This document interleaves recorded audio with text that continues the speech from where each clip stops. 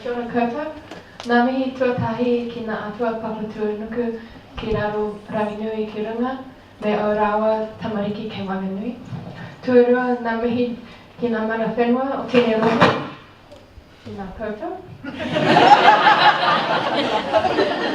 Tuatoru ngā mihi nui ki a Seed Waikato, mō tā koutou mahi mō ngā rangatahi o Waikato. Me ngā mihi nui ki a koutou, mō tā koutou taima, mō tā koutou tāringa, tēnei ahi ahi.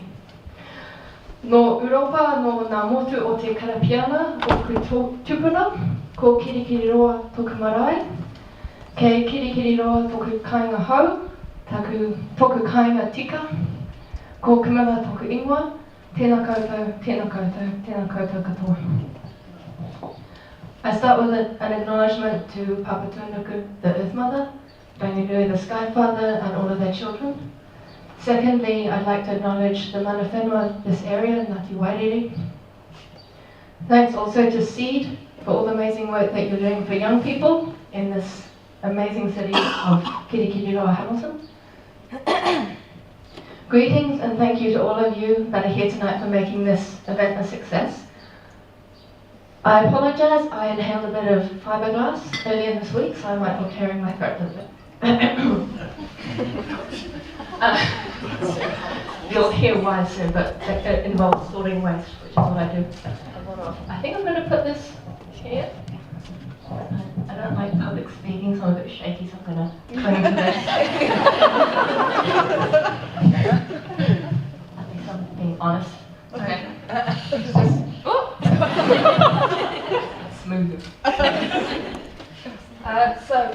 No. Yeah, that's good. Is this good? Yeah. Okay, so I'll give a little bit of a breakdown about my plan, what I'm going to do with the time that I have to speak today. I'm going to spend as little time as possible talking about myself, and as much of the time as possible talking about how I think we can create communities and a culture with backbone. And I'm going to be talking a little bit about some of the amazing organisations I have the privilege of being part of that are making some really cool things happen here. So here's a bit of the rundown of who I am. My mum is from the Caribbean, my dad's from Belgium.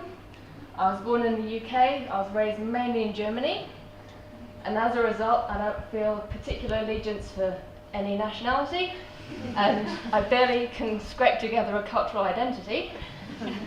I actually only moved here to Aotearoa and to Hamilton about 4.5 years ago, not knowing anyone except my partner and his immediate family.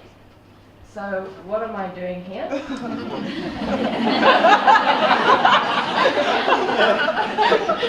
What could I possibly contribute to a conversation about culture in New Zealand and in the Waikato, especially when we've heard from two amazing speakers earlier who have experience that vastly outweighs my own, and to all of you, many of you, if not all of you, who have more experience living here than I do.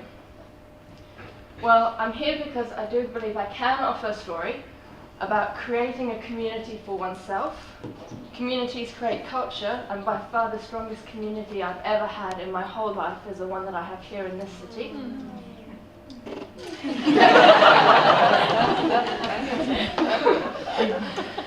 So, as I mentioned just now, I came here to New Zealand and to Kirikiriroa not knowing anyone except my partner and his family that I'd met once before.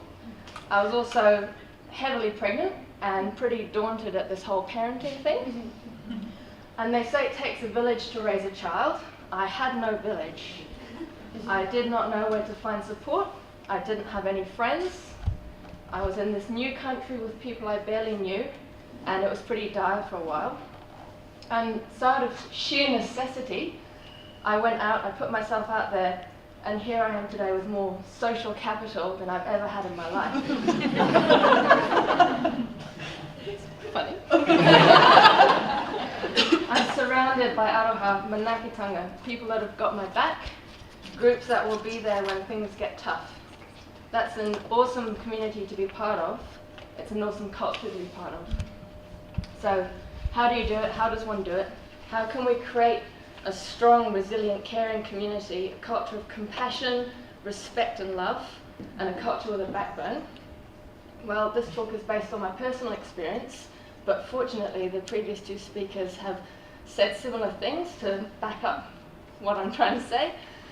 Now before I start, I should mention that this isn't a step-by-step plan. This isn't a follow these commands and thou shalt have your community. It's like, it's maybe the values and some of the actions, some of the factors to consider, opportunities to seize, something like that. So in no particular order, here are the 5 ways that I think we can create strong communities. Number 1, value diversity. This one's important because it's easy for us to find our comfortable circle of friends, the ones we hang out with because we share interests, political views, religious beliefs, cultural backgrounds, experiences of life.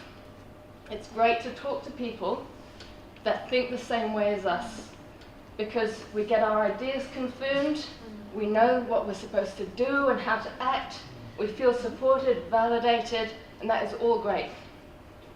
It's also important that we get tested sometimes, that sometimes our beliefs about the world get challenged, that sometimes we're put outside of our comfort zone, like now for me. When we hang out with people whose language or socioeconomic background, lived experience of the world is different to our own, our perspectives get widened and our understanding of the world gets broader. And that fosters more compassion, less misunderstanding, less fear, and more peaceful, mutually respectful relationships in our lives and in wider society as well. For me, 2 organisations I've been involved with that have helped me diversify my social groups are IHC, who work with people living with intellectual disabilities and have a brilliant befriending program that I strongly recommend. It's through that I met my friend Gail at the top there. And also through the Red Cross Refugee Resettlement Program, who link volunteers with refugee families new to the country, and essentially your role is to welcome them into their new home and basically be their support network and their first friends. And those are 2 of the kids of one of the families that I've worked with, fruitlessly trying to teach my daughter how to ride a bicycle. That's about 5 times too big. And so through both of these organisations, you start off as a volunteer, but you end up creating long-lasting friendships. And let's face it, these are 2 social groups that you might not otherwise never have the opportunity to meet and hang out with. So there are opportunities out there for sure. Number 2, being inclusive. So this photo was taken at the Serve Trust, which is a community meal that takes place every night in the CBD. And I love this photo because my daughter, right there at the back, she started off by saying, "Mum, can you take a photo of me with my new friend, the guy on your right?" And then someone else joined in and other people started photo bombing and I had to like step back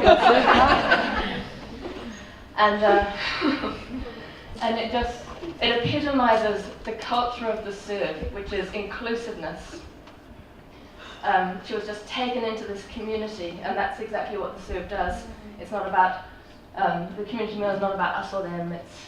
It's some people that come together and cook, and some people that come to eat, and some people that do a bit of both. And it's free 365 days a year, no strings attached, people just coming for a kai or a corridor from all walks of life, rich and poor, all genders, ethnicities, all ages, people that are working, people that are unemployed, people that don't have a home, people that have a home and a second home, and maybe more. All of us just together as people, and things like this, events like these, they make for a strong foundation of a society in which we can all thrive as people. Number 3, use your talents. And I put in brackets here, or just your interests if you don't know what your talents are, if you don't have it. If you haven't found me yet. I wrote a bit about myself, basically. Okay. So I guess I see this as finding something that you enjoy and doing something with it. I don't really mean find your passion and make it your career or live all of your life doing it, because that's not always possible. I mean, by all means try, but even if you can't make your passion your career or spend all of your time following your dreams, that doesn't mean you can't do it at all. I'm a bit passionate about looking after the planet. Some of you may call me extreme. I call myself appropriately enthusiastic. I'm lucky enough to work doing the thing I love. I work at Go Eco, the Waikato Environment Centre. And basically I get to spend my days talking to people about the environment and sorting a lot of rubbish into recycling. I've actually just come from a day of sorting landfill at Te Awamutu, so I apologise for the people on my table if I was a bit smelly. But it's not full-time work, and like many millennials, and like many of you in the room I'm sure, I've accepted a lower income and less hours in order to have employment that I feel is meaningful. But, you know, even if you are still at a grinding job that you don't like, that doesn't mean you can't find your niche or your community that supports you doing the things that you love. And when we spend our time doing things that we love or that we enjoy, whether it's 1 hour a week or 50 hours a week, and if you find people that you enjoy doing that with, well, those relationships build you, they make up your community. And I've actually found if you look hard enough, Hamilton has pretty much everything in it. Even if you think your interest is very specific and no one else shares it, think again. Even if you like riding vintage bikes in the rain while wearing tweed and putting on fake accents. Oh! I kid you not, this is a group. I'm not part of it though, but I know hey, I would proudly be part of it. So this is, I'm going to read it because it's complicated. This is the Kirikiriroa Society of Velocipede and Tweed Enthusiasts. So seriously, there is something for everyone here. And if you aren't sure where to start looking, I recommend checking out your local community centre. There's over 20 of them dotted around the city. Or taking a look at the Volunteering Waikato website, which is amazing. Number 4, educate yourself. Ignorance breeds distrust, and distrust breaks communities. I believe we need to understand our local community if we want to be part of it. When I came here, I had no knowledge at all of any local or national history. I knew nothing about New Zealand's customs and culture. And you know, I just started living here, doing things like I'd always done. And I was putting my foot in things left, right and centre. Just didn't know we did things differently here. And to be fair, historically, British people are quite good at doing that. For better or for worse, usually for worse. But once I started learning the story of this place, once I began to understand a bit more about the history and the culture of the people here, it's like you access this whole new level to this place that you call home. Like, for instance, my first year, I didn't know anything about that strange and beautiful building that was just around the corner from where I lived. Turns out it's pretty darn spectacular. I'm talking about the Kirikiriroa Marae on Wairere Drive. It's a Matawaka Marae, which means they welcome all people from all iwi, ethnicities and nationalities. It has a kohanga reo, which my daughter attended for several years. They have emergency accommodation, a rehabilitation centre, a centre for people living with disabilities, a health clinic where you only pay $5 for a doctor. They grow food, they make carvings, they have a meeting space, all of these things that make for a strong community. Right there, accessible, as soon as we take time to look and learn about what's happening around us. So I'd like to challenge anyone who doesn't know their neighbourhood very well to take a walk tomorrow or in the next few days and see what you might find. And that brings me to my last slide, number 5, which is give generously. This photo is of me still on the Kirikiriroa Marae, doing what I seem to be doing a lot of, which is sorting rubbish. And this is my friend Shepherd. He manages the gardens and plants natives to make sure that the tui come back. And so I go there every week and I sort their rubbish and I rescue things that can be recycled. It's not very glamorous. But the main reason I do it is because I get a lot from the marae and the services that they provide and the community that they've given me. And it's so important to give too. It's not fair to just get and get and get. There also has to be some reciprocity. I got to send my daughter to daycare there for 2 years, and I didn't pay a cent in money. I go to the doctors there, I pay a fraction of what I would pay in other places. They have a table there with free food, free clothing, and all sorts of things. I could pay money for these services elsewhere, but here I don't have to, so I repay in time instead. And I think reciprocity, not taking things, services, people for granted, is definitely the backbone of a strong community and a strong culture that has caring for people at its heart. Wow. And so, to be honest, I don't really think it matters what people give to their community. It can be money, it can be time, it can be resources, anything. Anything that we have in surplus. We currently have a culture that's very much dominated by the idea of the accumulation of material wealth and getting as much as we can for as little as possible. And I don't think that helps create strong communities. In fact, I think it does the opposite.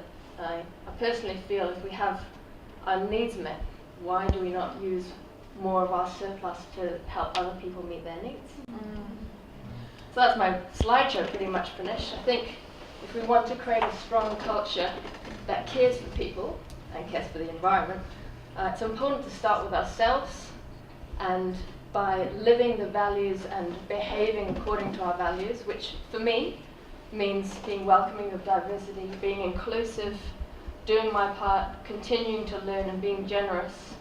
And I think that's a good place to start. And I'm going to end with a shameless call for volunteers.